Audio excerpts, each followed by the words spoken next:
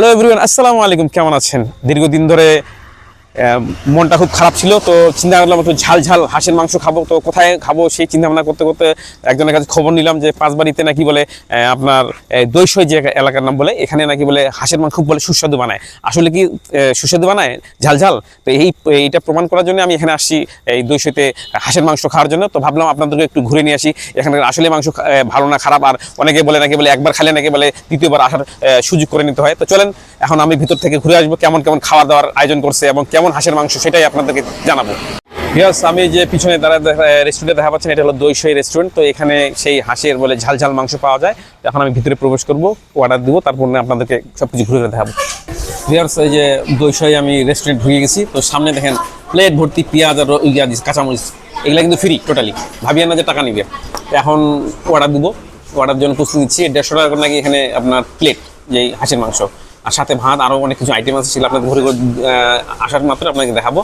তো এখন আমি অর্ডার দিব, অর্ডার দেওয়ার পর খাওয়া দাওয়া শুরু হলে তারপর আপনাদের বাকি ভিডিওটা দেখার চেষ্টা করবো।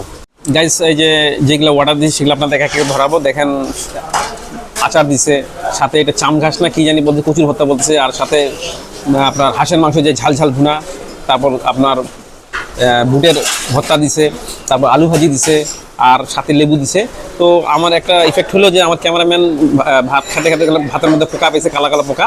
তো আমাকে একটু বাঁচে বাঁচে ভাত খাইতে হবে, কারণ যদি পোকা টোকা থাকে তো পোকা আমি খেতে পারবো না।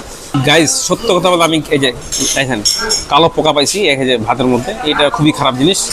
আপনাদেরকে দেখালাম এই কালো পোকা। আপনার আসলে যখন ভাত খাবেন তখন চেক করে যাবেন। ভাত সব টেস্ট করে দেখলাম, আসলে কথার সাথে তাল মিলে সত্য কথা বলতে হাঁসের মাংসটা আছে, খারাপ বলবো না। ঝাল ঝাল তো মুখে একটা রুচি আসতেছে, আর সাথে আমি কত কিছু দিছি। তো ভাতটাতে পোকা থেকে আমার খুব বিরক্ত লাগলো। তো ওভারঅল এখন টোটাল খেয়ে দিয়ে আপনাদের রিভিউ দিব।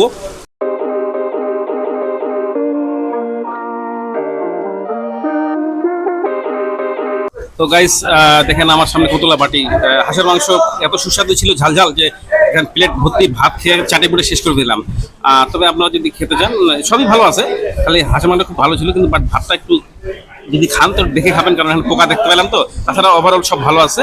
আর এখানকার যে সার্ভিস বয় যারা বলে, এরা খুব ভালো সম্মানের সাথে আমাদেরকে দেখছে এবং আপ্যায়নটা খুব ভালো মতো করাইছে।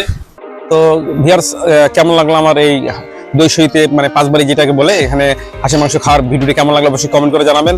আর যারা দইসইতে আসতে চান আপনাদের ঠিকানা বলে দিই, এটা হলো পাঁচবাড়ি তেলের পাম্প দইসই বলে। এখানে আসলে আপনারা এই সুন্দর সুন্দর ঝাল ঝাল হাঁসের মাংস খেতে পারবেন। যারা আসেন নাই তারা অবশ্যই আসার চেষ্টা করবেন, পরিবারকে নিয়ে আসে একবার হলো হাঁসের মাংস খেয়ে যাবেন। ওখানে সবকিছু ভালো ছিল, খালি এদের সার্ভিসটা ভালো ছিল, একটু খালি কি চালের মধ্যে পোকা ছিল। তো আপনারা একটু দেখে শুনে খাবেন।